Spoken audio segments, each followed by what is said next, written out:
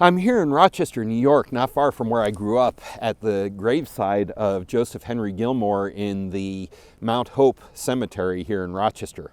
Joseph Gilmore was the author of the hymn, "He Leadeth Me." He was born April 29th in Boston, Massachusetts. His father became the governor there, and he was assistant to the governor for a period of time.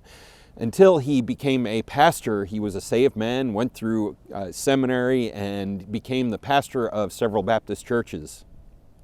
He was asked to preach in Philadelphia, Pennsylvania during the height of the Civil War in the 1860s.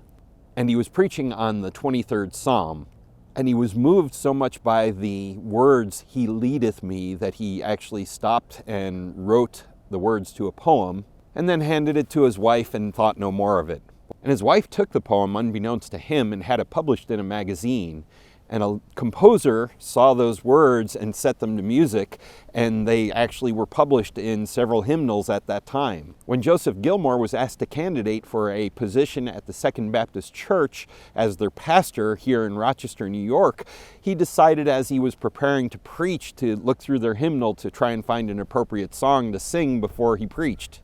Much to his surprise, when he opened up the hymnal, the first hymn that he found was "He Leadeth Me," the poem that he had written years before. He had no idea it was ever published as a hymn, and he became an accidental hymn writer.